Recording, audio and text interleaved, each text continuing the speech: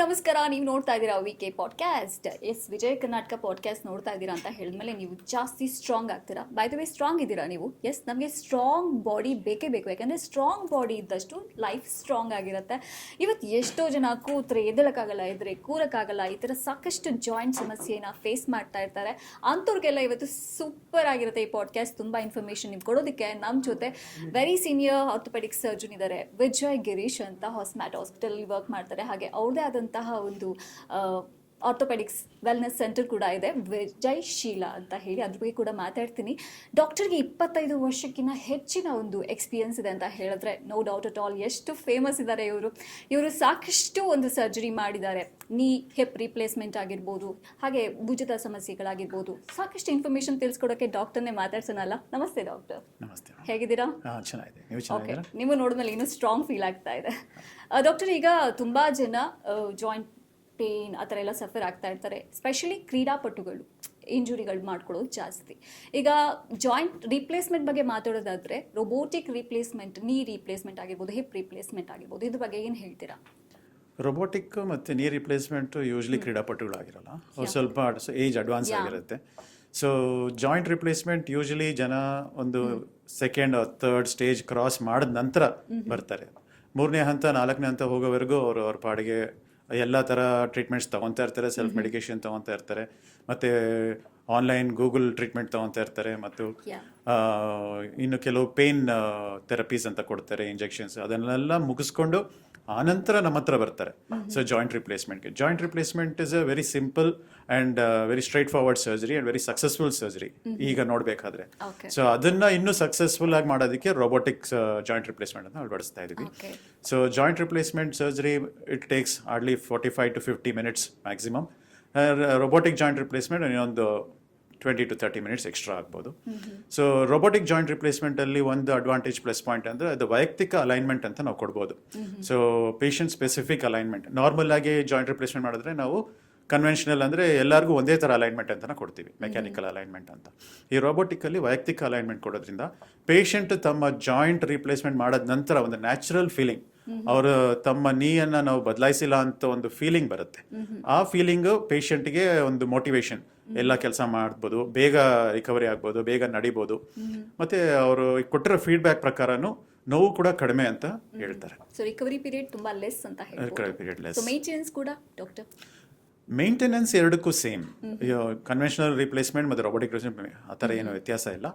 It is just that the patient ಎಷ್ಟು ಬೇಗ ಅವರು ಎಕ್ಸಸೈಸ್ ಮಾಡ್ತಾರೆ, ಎಷ್ಟು ಬೇಗ ನಡೀತಾರೋ ಅವ್ರದ್ದು ಮಸಲ್ ಸ್ಟ್ರೆಂತ್ ಮೇಂಟೈನ್ ಆಗುತ್ತೆ, ಅವರು ತಮ್ಮ ಚಟುವಟಿಕೆಗಳನ್ನ ಬೇಗ ಮಾಡ್ಬೋದು. ಸೊ ಈಗ ನಡುವೆ ರೋಬೋಟಿಕ್ ಜಾಯಿಂಟ್ ರಿಪ್ಲೇಸ್ಮೆಂಟ್ ಮಾಡಿ ಅದೇ ದಿನ ನಡೆಸ್ಬೋದು, ಇಲ್ಲ ಮಾರನೇ ದಿನನೇ ನಡೆಸ್ಬಿಡ್ಬೋದು ಪೇಷಂಟ್ನ. ಸೊ ಅಷ್ಟು ಬೆಟರ್ ಫೀಲ್ ಆಗ್ತಾ ಇದೆ ಪೇಷಂಟ್ಸ್. ಓಕೆ, ಈಗ ಆರ್ಥೋಸ್ಕೋಪಿ ವರ್ಸಸ್ ಓಪನ್ ಸರ್ಜರಿ ಅಂತ ಹೇಳಿದಾಗ ನೀವು ಹೇಳೋದು ಯಾವ್ದು ಸಜೆಸ್ಟ್ ಮಾಡ್ತೀರಾ? ಅದರೊಂದು ಕಾಂಪ್ಲಿಕೇಶನ್ ಅಥವಾ ಅದರೊಂದು ನಿಖರತೆ ಏನು? Open surgery is an old concept. It's more for fracture cases, ಇಲ್ಲ ಇವಾಗ ಫೇಲ್ಡ್ ಲಿಗಮೆಂಟ್ ಸರ್ಜರೀಸ್, ಇಲ್ಲ ಮಲ್ಟಿ ಲಿಗಮೆಂಟ್, ತುಂಬಾನೇ ಲಿಗಮೆಂಟ್ ಹರಿದೋಗಿರುತ್ತೆ, ಜಾಯಿಂಟ್ ಆಚೆ ಇರೋ ಲಿಗಮೆಂಟ್ ಹರಿದೋಗಿರುತ್ತೆ, ಇಲ್ಲ ಇನ್ಫೆಕ್ಷನ್ ಕೇಸಸ್, ಅಂಥದಕ್ಕೆ open surgery. Joint replacement also is an open surgery where you have to open the joint expose ಮಾಡಿ ಅದನ್ನು ಒಂದು ಅಲೈನ್ಮೆಂಟ್ಗೆ ತರಬೇಕು. But ligament injuries very common, ನಮ್ಗೆ ಸ್ಪೋರ್ಟ್ಸ್ ಇಂಜರೀಸ್ ಇರುತ್ತಲ್ಲ, ಅವೆಲ್ಲ ವಿ ಡೂ ಅಂಡರ್ ಆರ್ಥ್ರೋಸ್ಕೋಪಿ. ಅದರಲ್ಲಿ ಸ್ಮಾಲ್ ಸ್ಪೇಸ್ ಇರುತ್ತೆ, ಜಾಯಿಂಟ್ ಸ್ಪೇಸ್ ಬಹಳ ಕಡಿಮೆ ಇರುತ್ತೆ, ಜಾಯಿಂಟ್ ಸುತ್ತಲೂ ಇರೋ ಮಾಂಸಗಳನ್ನ ನಾವು ಟಚ್ ಮಾಡೋದಿಲ್ಲ. We go directly into the joint through tiny 4mm probes. ಅದ್ರಲ್ಲಿ ನೋಡಿಕೊಂಡು ನಾವು ಲಿಗಮೆಂಟ್ನ ಕಾರ್ಟಿಲೇಜ್ ಅಥವಾ ಕುಷನ್ ಅದೇನು ಡ್ಯಾಮೇಜ್ ಮಾಡದೆ ಲಿಗಮೆಂಟ್ನ ನಾವು ಅದೇ ಜಾಗದಲ್ಲಿ ಎಲ್ಲಿ ಅದು ಕಿತ್ತೋಗಿರುತ್ತೋ ಅದರಲ್ಲೇ ರಿಪೇರ್ ಮಾಡ್ತೀವಿ, ಇಲ್ಲ ರೀಕನ್ಸ್ಟ್ರಕ್ಟ್ ಮಾಡ್ತೀವಿ.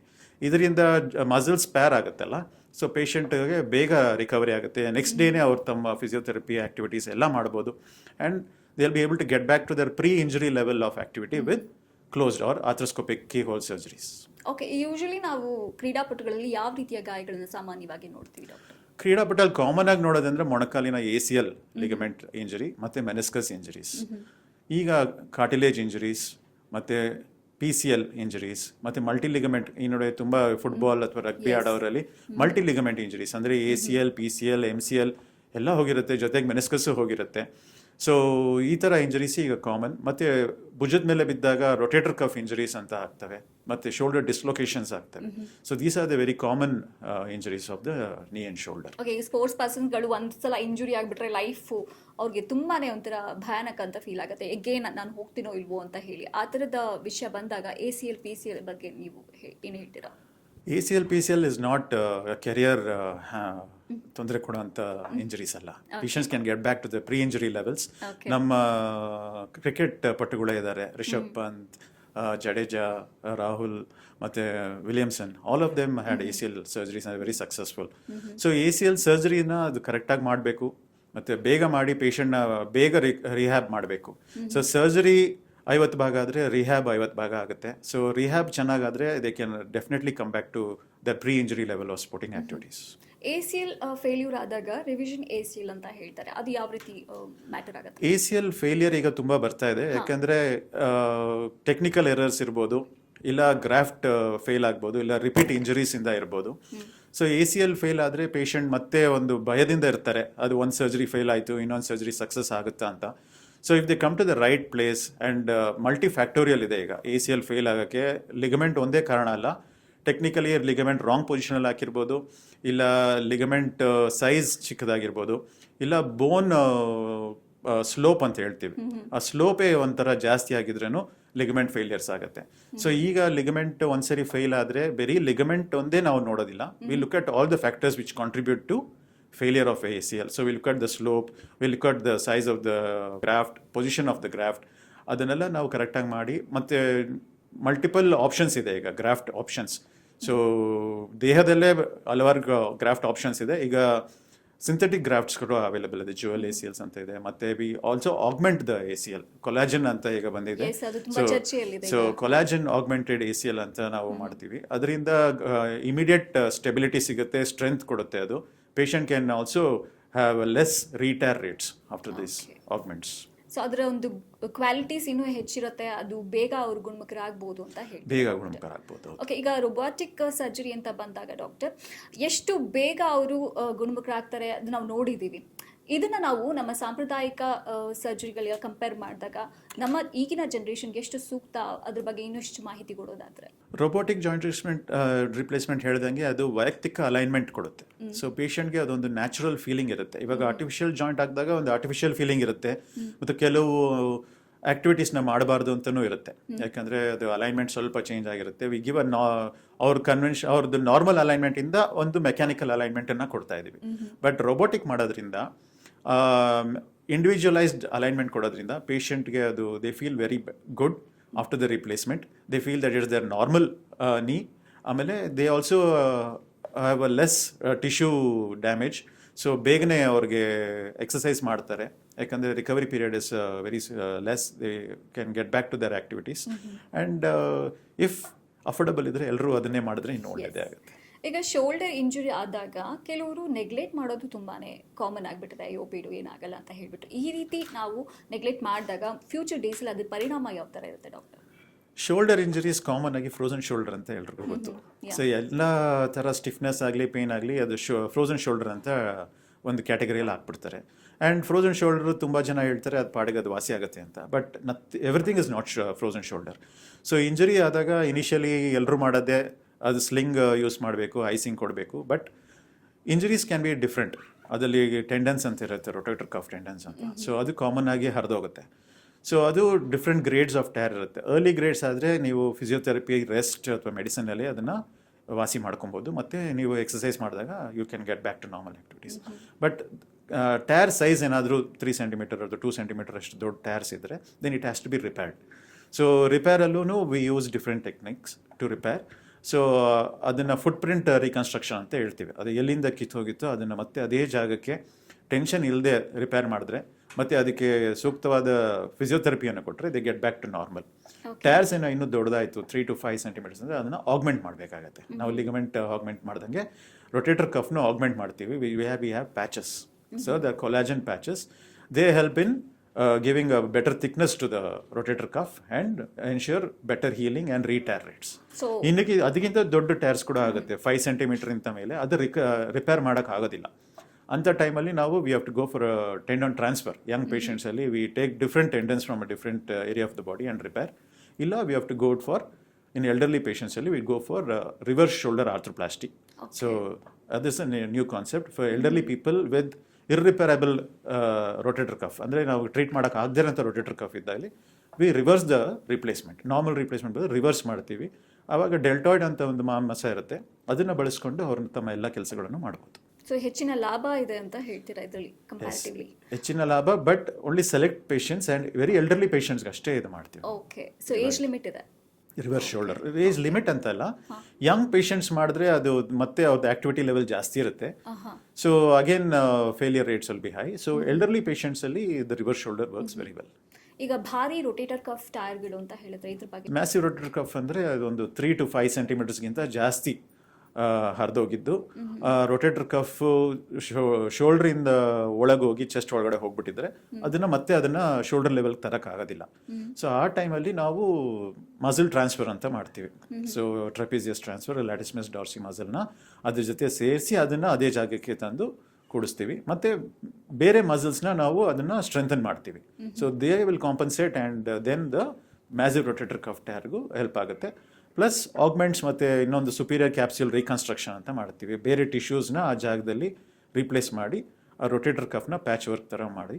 So we help the patients. Okay, ಯಾವ ರೀತಿ ಚಾಲೆಂಜಸ್ ಫೇಸ್ ಮಾಡ್ತೀವಿ ಡಾಕ್ಟರ್ ಸರ್ಜರಿ ಆದಮೇಲೆ? ನಾವು ಸರ್ಜರಿ ಆದಮೇಲೆ first is the pain factor. So pain ಇರುತ್ತೆ. So at least 1 2 to 3 weeks we will not do any exercise for the patient. So ಅದೆಲ್ಲ ತಣ್ಣಗಾಗಬೇಕು, inflammation ತಣ್ಣಗಾಗಬೇಕು. ಸೊ ರಿಹ್ಯಾಬ್ ಬೇಗ ಮಾಡಿದ್ರೂ ತೊಂದರೆ. ಈ ಥರ ಸರ್ಜರೀಸಲ್ಲಿ ನಾವು ಬೇಗನೆ ನಾವು ಮೂವ್ಮೆಂಟ್ ಮಾಡಿದ್ರೂ ಮತ್ತೆ ಕಿತ್ತೋಗೋ ಚಾನ್ಸಸ್ ಇರುತ್ತೆ. So we always wait for a few period based on the severity of the tear and slow ಆಗಿ ನಾವು ರಿಹ್ಯಾಬ್ ಮಾಡ್ತೀವಿ. 3 weeks ರೆಸ್ಟ್ ಕೊಟ್ಬಿಟ್ಟು ಆಮೇಲೆ 2 weeksಗೆ ನಾವು ರಿಹ್ಯಾಬ್ನ ಸ್ಟೆಪ್ ಅಪ್ ಮಾಡ್ತೀವಿ. ಇದು ಮಾಡೋದ್ರಿಂದ ಅಸೆಸ್ಸು ಮಾಡ್ಬೋದು, ಪೇಷಂಟ್ಗೂ ಅದು ಅವರು ಒಂದು ಟಾರ್ಗೆಟ್ನ ರೀಚ್ ಮಾಡ್ತಾರೆ and they will get better. Okay, future ಡೇಸಲ್ಲಿ ಟೆಕ್ನಾಲಜಿ ಬಗ್ಗೆ ಮಾತಾಡೋದಾದ್ರೆ ಇನ್ನು ಯಾವ ರೀತಿಯ ಒಂದು ಟೆಕ್ನಾಲಜಿ ಎಕ್ಸ್ಪೆಕ್ಟ್ ಮಾಡ್ಬೋದು ಇಂಥ ಒಂದು ಸಮಸ್ಯೆಗಳಿಗೆ ಡಾಕ್ಟರ್? ಇಂಥ ಒಂದು ಸಮಸ್ಯೆಗಳಿಗೆ ಇವಾಗ ಆರ್ಟಿಫಿಷಿಯಲ್ ಲಿಗಮೆಂಟ್ಸ್ ಬಂದಿದೆ. ಸೊ ಅದೇ ಥರ we planning to get some patch which will work as a rotator cuff. Or ಇವಾಗ ಹ್ಯಾಲೋಗ್ರಾಫ್ಟ್ಸ್ ಅಂತ ಬಂದಿದೆ. ಈಗ technology is advance where we are getting allografts very easily. So bone banks ಅಂತ very common ಆಗಿ ಬಂದ್ಬಿಟ್ಟಿದೆ ಈಗ. In Mumbai, even in Ramaiah also we have some cadaver banks. So we are doing allografts. ನಾವು hospital ರೀಸೆಂಟಾಗಿ ಒಂದು ಹ್ಯಾಲೋಗ್ರಾಫ್ಟ್ನ ಯೂಸ್ ಮಾಡಿದ್ವಿ. This patient ಹೇಳ್ಬೇಕಾದ್ರೆ that the 5th surgery I am doing. So 4 ಕಡೆ ಆಲ್ ಓವರ್ ಬ್ಯಾಂಗ್ಳೂರ್ ಹೋಗ್ಬಿಟ್ಟು ಬಂದ್ಬಿಟ್ಟಿದ್ದಾರೆ. So still he had an ACL deficient knee, ಅಂದರೆ ACL ಕೆಲಸ ಮಾಡ್ತಿರ್ಲಿಲ್ಲ. ಸೊ ಅವ್ರಿಗೆ ಹೇಳ್ದಂಗೆ we assess the slope and he requested that ಇನ್ನು ಯಾವುದು ಗ್ರಾಫ್ಟ್ ತೊಗೊಂಬೇಡಿ ನನ್ನ ಹತ್ರ, ನಾನು ಆಲ್ರೆಡಿ 5 ಗ್ರಾಫ್ಟ್ ಕೊಟ್ಬಿಟ್ಟಿದ್ದೀನಿ ಅಂತ. So we had to choose allograft or synthetic graft. So synthetic graft are more expensive. So we went for ಆಲೋಗ್ರಾಫ್ಟ್ನ ಬಳಕೆ ಮಾಡಿ ವಿ ಸ್ಲೋಪು ಕರೆಕ್ಷನ್ ಮಾಡಿ ಆಸ್ಟಿಟೊಮಿ ಅಂತ ಮಾಡ್ತೀವಿ. ಆಸ್ಟಿಟೊಮಿ ಮಾಡಿ ಸ್ಲೋಪ್ನ ಕರೆಕ್ಷನ್ ಮಾಡಿ ಮತ್ತು lateral collateral ligament, anterolateral ligament ಅಂತ ಬರುತ್ತೆ, ಅದನ್ನು ರಿಪೇರ್ ಮಾಡಿ ಅದನ್ನು ಒಂದು ಮಿನಿಮಲ್ ಟೈಮಲ್ಲಿ ಒಂದು 2 hours ಎಲ್ಲ ಮಾಡಿ ಪೇಷಂಟ್ ಚೆನ್ನಾಗಿದ್ದಾರೆ ಈಗ. Hopefully will not go for the 6th surgery. Doctor, ನೀವು ಮೋರ್ ದ್ಯಾನ್ 5,000 ಮೇಲೆ ನಾನು ಕೇಳಿರೋ ಹಾಗೆ ಟ್ರಾಮಾ ಸರ್ಜರಿ ಆಗಿರ್ಬೋದು, ಆರ್ಥೋಸ್ಕೋಪಿ ಸರ್ಜರಿ ಎಲ್ಲ ಮಾಡಿದ್ದೀರಾ. ನಿಮ್ಮ ಒಂದು ಎಕ್ಸ್ಪೀರಿಯನ್ಸ್ ಮೇಲೆ ಹಾಕೋದಾದ್ರೆ ಅದು ಒಂದು ಇನ್ಸಿಡೆನ್ಸ್, ಒಂದು ಕೇಸ್ ಬಗ್ಗೆ ಮಾತಾಡೋದಾದ್ರೆ?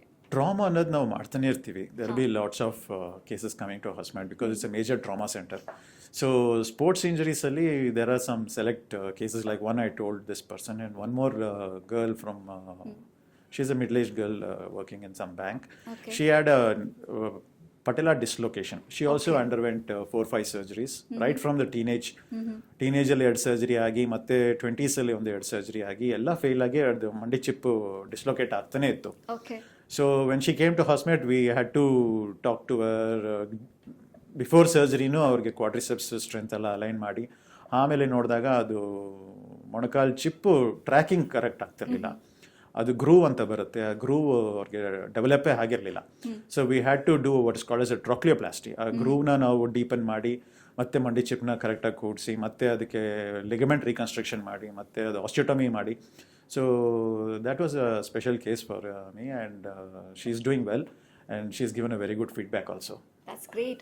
ಡಾಕ್ಟರ್, ಹಾಗೆ ಈ ಒಂದು ಸಮಸ್ಯೆಗೆ ಒಳಗಾದವ್ರಿಗೆ ಒತ್ತಡಗಳು ಜಾಸ್ತಿ ಇರುತ್ತೆ. ಬಿಫೋರ್ ಗೋಯಿಂಗ್ ಟು ಸರ್ಜರಿ ಅಥವಾ ಆಪರೇಷನ್ ಥಿಯೇಟರ್ ಹೋಗೋಕ್ಕೂ ಮುಂಚೆ ಅವ್ರು ಯಾವ ರೀತಿ ಮೆಂಟಲಿ ಪ್ರಿಪೇರ್ ಆಗಬೇಕಾಗತ್ತೆ, ಯಾವ ರೀತಿ ಮಾಡಬೇಕಾಗತ್ತೆ ಅವ್ರಿಗೆ ಪ್ರಿಪ್ರೇಷನ್? ಎನಿ ಸರ್ಜರಿ ಒತ್ತಡ ಇರುತ್ತೆ. Yeah. ಸೊ ಸರ್ಜರಿ ಮಾಡಕ್ಕೆ ಮುಂಚೆ ಕೌನ್ಸಿಲಿಂಗ್ ಅಂತ ಇರುತ್ತೆ. So we talk to the patients, we show some of our patients recovery and we show them that how fast they are able to walk. So common ಏನು ಮಾಡ್ತಾರೆ patient ಅಂದರೆ look at the bad cases, they never look at the good cases. So bad cases, ಇವಾಗ ಯಾರೋ ಒಂದು relative told that this patient ಗೊತ್ತಿರೋರು ಈ ಥರ surgery ಆಯಿತು, ಅವ್ರು ಎದಳ್ಳೇ ಇಲ್ಲ, ನಡೀತಾನೆ ಇಲ್ಲ. ಸೊ ಅದೇ ಅವ್ರ ಮೈಂಡಲ್ಲಿ ಒಂದು ಬ್ಲಾಕ್ ಥರ ಆಗಿರುತ್ತೆ. So we show are successful patients. We also tell them that 1% risk of failure is there in any surgery. So 99% most of the surgeries are successful, which just goes away. ಯಾರು ನೋಡೋದಿಲ್ಲ. So we show those videos, those reviews to the patient. We talk to them, and we also tell them that any surgery in orthopedics is 50% is our work and 50% is your work, where you have to do your exercise, your rehab, and we have a very good physiotherapy center in Hosmata, and they are also equally efficient in getting the patients to motivate them. And when you look at our feedback, they give a very good feedback about a physiotherapist also, because they go on for nearly 6 to 8 weeks ಅವ್ರ ಜೊತೆ ಇರ್ತಾರೆ, and we give the targets and they achieve the targets, and they are doing very good. And doctor, ತುಂಬ ಖುಷಿ ಆಗುತ್ತೆ ನಿಮ್ಮ Vijayasheela sports and orthopaedics and wellness centre ಬಗ್ಗೆ ಕೇಳಿದಾಗ. So ತುಂಬ ಒಳ್ಳೆ ರಿವ್ಯೂ ಸಿಕ್ಕಿದೆ, ಅಂಡ್ ಗುಣಮುಖರಾಗ್ತಿದ್ದಾರೆ, ಪಾಸಿಟಿವ್ ರಿಸಲ್ಟ್ ಸಿಗ್ತಾ ಇದೆ. ಸೊ ಆದಷ್ಟು ಜನಗಳಿದ್ರ ಉಪಯೋಗ ಪಡ್ಕೊಳ್ಬೇಕು. ನಿಮ್ಮ ಕಿವಿ ಮಾತು ನಮ್ಮ ಆಡಿಯನ್ಸ್ಗೆ ಫೈನಲಿ. So orthopedic surgery ಅಥವಾ sports related surgery ಅಥವಾ joint replacement is not a very scary surgery. It's a very common surgery nowadays, and time period ಒಂದು 30 minutes ಆಗ್ಬೋದು. ಆರ್ಥ್ರೋಸ್ಕೋಪಿ, ACL reconstruction ಆಗಲಿ, ಶೋಲ್ಡರ್ ಸರ್ಜರಿ ಒಂದು 35-45 minutes ಎಕ್ಸ್ಟ್ರಾ ಆಗ್ಬೋದು. Joint replacement may take at least 1 hour, but recovery is then very next day. Joint ರಿಪ್ಲೇಸ್ಮೆಂಟಲ್ಲಿ ಮರುದಿನನೇ ನೀವು ನಡೀತೀರಾ. Robotic joint ರಿಪ್ಲೇಸ್ಮೆಂಟಲ್ಲಿ ಅದೇ ದಿನ ನಡೆಸ್ಬೋದು ಅಂತ ನಾವು ನೋಡ್ತಾ ಇದ್ದೀವಿ. ಮತ್ತು ಶೋಲ್ಡರ್ ಸರ್ಜರಿ ಅಥವಾ ನೀ ಲಿಗಮೆಂಟ್ ಆಪ್ರೇಷನಲ್ಲಿ ನೀವು ಚೆನ್ನಾಗಿ ರಿಹ್ಯಾಬ್ ಮಾಡಿದಿ, ನಿಮ್ಮ ಮಸಲ್ ಸ್ಟ್ರೆಂತ್ನ ಚೆನ್ನಾಗಿ ಇಟ್ಕೊಂಡ್ರೆ, you will get back to pre injury level of activity, and you should be not be worried or afraid of going for ACL surgery or shoulder surgery, and you should not delay it also. If you delay it, you are going to damage your cartilage, you are going to go towards arthritis. So ಅದಕ್ಕೆ ಹೋಗೋಕ್ಕೆ ಮುಂಚೆ ನೀವು ನಿಮ್ಮ ಏನು injury ಇದೆಯೋ ನಿಮ್ಮ ಸೂಕ್ತ orthopaedic surgeon ಅಥವಾ ತಜ್ಞರನ್ನ ಮೀಟ್ ಮಾಡಿ ಮತ್ತು ಅದನ್ನು ಕರೆಕ್ಟ್ ಮಾಡ್ಕೊಳ್ಳಿ. ಸರ್ಜರಿ ನಂತರ ಒಳ್ಳೆ ಫಿಸಿಯೋಥೆರಪಿಸ್ಟ್ ಜೊತೆ ಕಲಿತು ನೀವು ಖುದ್ದಾಗಿ ಎಕ್ಸಸೈಸ್ ಮಾಡೋದ್ರಿಂದ ನೀವು ಗುಣಮುಖರಾಗ್ತೀರಾ ಮತ್ತು ನಿಮ್ಮ ಪ್ರೀ ಇಂಜರಿ ಲೆವೆಲ್ ಆ್ಯಕ್ಟಿವಿಟಿಗೆ ಹೋಗ್ತೀರಾ. Thank you so much doctor. ತುಂಬ ವಿಚಾರಗಳನ್ನ ತಿಳಿಸ್ಕೊಟ್ಟಿದ್ದೀರಾ. Thank you so much. So ವೀಕ್ಷಕರೇ, ನೋವು ಅನ್ನೋದು ಜೀವನದಲ್ಲಿ ಇಲ್ಲ ಅಂತ ಹೇಳಿದಾಗ ಈ ಸುಂದರವಾದ ಜೀವನವನ್ನು ನಾವು ಆಸ್ವಾದಿಸ್ಬೋದು. ಸೊ ನಿಮ್ಮ ಒಂದು ನೋವಿಗೆ ಇನ್ ಟೈಮ್ ಟ್ರೀಟ್ಮೆಂಟ್ನ ಪಡ್ಕೊಳ್ಳಿ, and moreover prevention is better than cure. ಇದನ್ನು ಯಾವತ್ತು ಗಮನದಲ್ಲಿ ಇಟ್ಕೊಂಡು ಆರೋಗ್ಯವಾಗಿದೆ ಅಂತ ಹೇಳ್ತಾ ಇದು ಇವತ್ತಿನ ಸ್ಪೆಷಲ್ ಪಾಡ್ಕಾಸ್ಟ್. ಮತ್ತೆ ಸಿಗೋಣ ವೀಕೆಂಡಲ್ಲಿ ವಿಜಯ ಕರ್ನಾಟಕ ಪಾಡ್ಕಾಸ್ಟ್ನಲ್ಲಿ.